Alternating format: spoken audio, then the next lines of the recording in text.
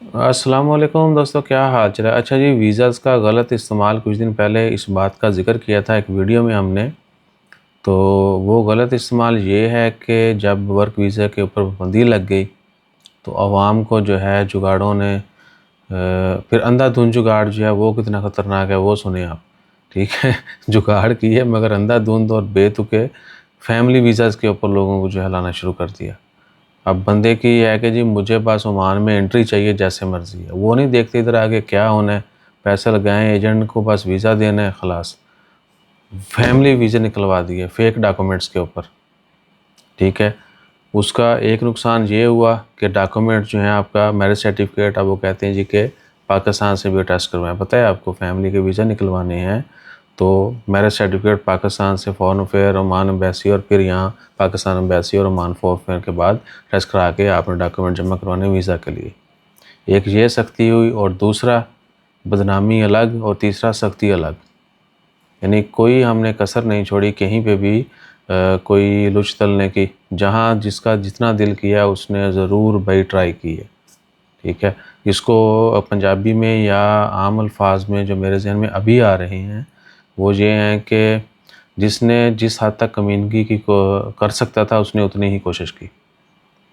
ठीक है जी, तो ये सारी चीज़ें जो हैं वो सबब बनती हैं सख्तियों की। अब ओमान में स्पेशल बल्कि पूरे गल्फ़ में आजकल जो है पाकिस्तानी रकम वाहद हैं। कहीं पे भी शाह सुर्खियों में बेशक इंडिया पाकिस्तान की जंग हो, अल्हम्दुलिल्लाह हम जीत के। दुबई में क्राइम की जंग हो, अल्हम्दुलिल्लाह हम जीत के। ओमान में वीज़ा पाबंदियों का सबसे सख्ती से सामना हमें करना पड़ रहा है। ठीक है, सऊदी अरेबिया का हो वो भी देख लें, फिंगरप्रिंट लेन देन साईं, बल्कि सऊदी अरेबिया के मतलब वीडियोज़ डाली हुई हैं। उन्होंने इतनी सख्तियाँ कर दी हैं, आपकी सोच है। होटल बुकिंग, फ़्लाइट, ये वो, उम्रा का वीज़ा ऐसे मिलेगा नहीं आपको।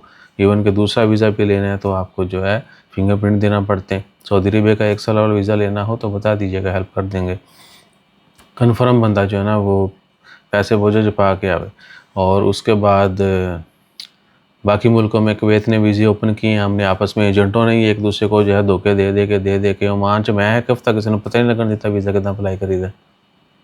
ठीक है, ये मैं आप खुद बता रहा हूँ।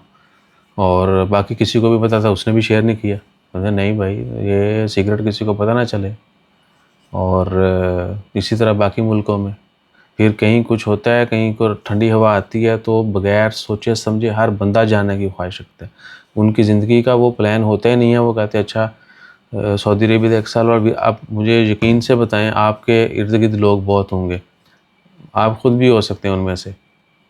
सऊदी अरेबिया 1 साल बाद वीज़ा देने का जब आगाज़ हुआ ना 2022 के एंड पे, उस वक्त देते थे थोड़े बहुत। फिर 23-24 में इतना वीज़ा आपकी सोच है।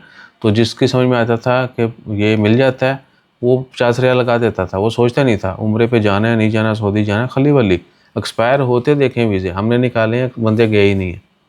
वीज़ा निकल आया जी, बस टिक वो लाती फ़ोटो दी टिकटॉक ते फेसबुक ते, दैट्स ऑल। बाकी जो मर्ज़ी हो। बहरहाल आज भी हमें एक बंदे मिले थे, जून 2025 में ये वीडियो रिकॉर्ड की गई है, 15 जून के बाद।